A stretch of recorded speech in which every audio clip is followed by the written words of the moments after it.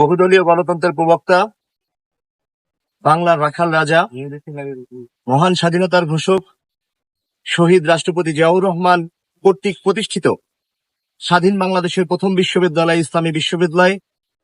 এই ইসলামী বিশ্ববিদ্যালয়ের main gate এবং ইসলামী বিশ্ববিদ্যালয়ের আশেপাশে আপনারা জানেন যে কুষ্টিয়াতে আমাদের কুষ্টিয়া জেলা বিএনপির বিপ্লবী সদস্য সচিব, পরিচ্ছন্ন রাজনীতিবিদ, কুষ্টিয়া সদর উপজেলার সাবেক চেয়ারম্যান, কুষ্টিয়ার জনগণের আশা আকাঙ্ক্ষার প্রতীক প্রকৌশলী জাকির হোসেন সরকারের নেতৃত্বে এবং নির্দেশে ক্লিন কুষ্টিয়া এবং গ্রিন কুষ্টিয়া নামে একটা স্বেচ্ছাসেবী সংগঠন তৈরি হয়েছে, যারা ইতিমধ্যেই কুষ্টিয়ার সকল শিক্ষা প্রতিষ্ঠান এবং গুরুত্বপূর্ণ বাজার ঘাটগুলো তারা প্রতিনিয়ত পরিষ্কার করছেন।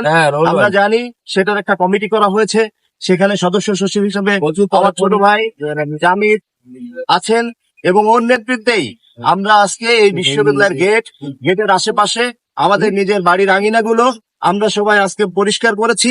আমরা উদাত্ত আহ্বান করব, যার যার বাড়ির আঙিনাগুলো, যার যার বাড়ির পাশে যে সমস্ত বাজার শিক্ষা প্রতিষ্ঠান আছে, আপনারা সবাই তার এলাকাগুলো পরিষ্কার করে একটা পরিষ্কার পরিচ্ছন্ন একটা ক্লিন কুষ্টিয়া এবং গ্রিন কুষ্টিয়া সেটাকে আমরা বসবাসযোগ্য নগরী হিসাবে গড়ে তুলব। সবাইকে ধন্যবাদ।